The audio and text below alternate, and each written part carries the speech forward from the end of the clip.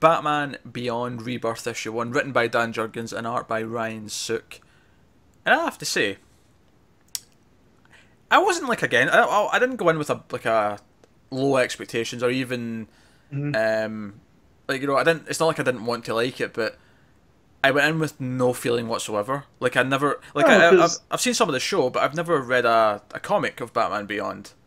Yeah, and here's my thing. As far as I'm concerned, Terry's story is capped off in that wonderful epilogue episode of Justice League Unlimited. And every time I've tried to read a Batman Beyond comic, it just has never stuck. And I was really digging the Kyle Higgins Digital First, but it was just too much to keep up with everything else I was reading.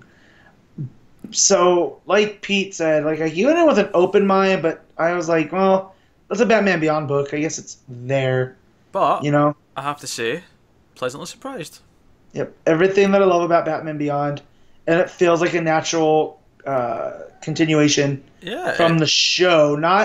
I didn't feel like I needed to read anything from the other comics. Like, it seems to be jumping from. Me neither. The only real thing that comes up from that is that he was gone for a while and now he's back. But that's it. That is the extent of it. Everything else seems like you could just jump in here. So obviously it's a good jumping on point then, is I guess what we would say from that. Yeah. I thought his voice was good. And it's been such a long time since I've seen the show. I'd forgotten so many elements. I forgot about the Jokers and, you know, I'm really due a DC animated rewatch session soon where I go through Bat, Sups, Justice, Beyond, you know, the whole thing. Yeah, Batman Beyond's probably my favorite iteration of Batman, just because it hit all the Batman animated series stuff, but it also did that future neon Blade Runner.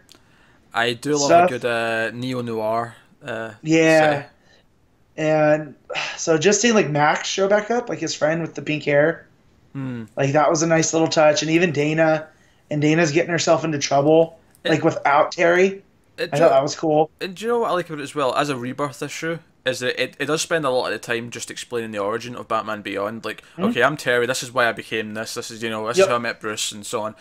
And I liked all that stuff because, like I said, it's been a long time since I've seen the show, and I'd forgotten, like, so much of it that it was nice to get this, like, here's the beats, here's the story beats that you need to know going in. You know that Barbara Gordon is the commissioner, you know, and she knows who he is. She's in on the whole thing and all that. So it clearly did all those things, and it gave us the start of the story beats without actually, I feel, giving us really any much story beyond the cliffhanger that's like, so this is what the plot's going to be for the next little while.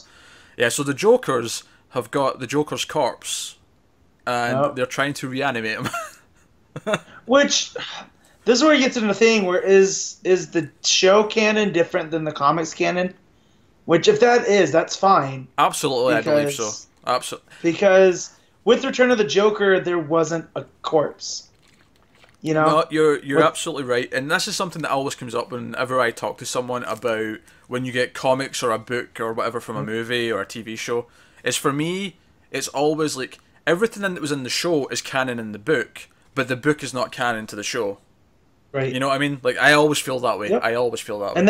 And as a comic fan that likes a lot of that stuff, the current DC movie products notwithstanding,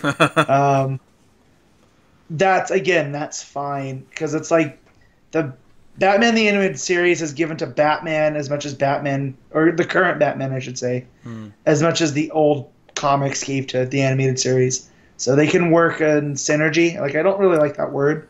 It's the only way to describe it. Art inspiring art.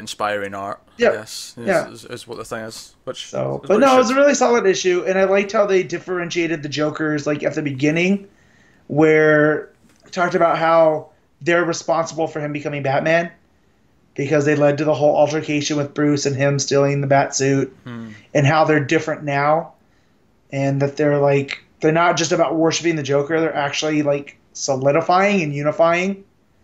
So I thought that was pretty cool. No, I'm actually really interested to see where this goes now. It's a monthly book, so it's not a huge burden on the reading list, and I think the voice is down, and I think Jurgens is his second good book in his hands for me. So he's probably my most underrated favorite writer, just based off of his works. I mean, he gave us Death of Superman, and that's huge. But all the smaller stuff he's also done that I've loved is, you know. It's been a long time since he's been a big name though. Like, you know, like in the Oh, of 90s, course. sure he was like Death of Superman guy, but you know, recently not so much. And I feel like between action and this, he's doing some good work right now. And I thought the art worked well for the book as well. Yeah. It felt very in style with the animated series. You know, the way the Oh, dude, angles. I could hear the theme in my head as I was reading it. So the angles and the costume, the way the city looked, all of it felt. And again, I like the idea of the different members of the Joker gang. Like, you know, one of them's this big brute Bane-looking guy, you know, and all that.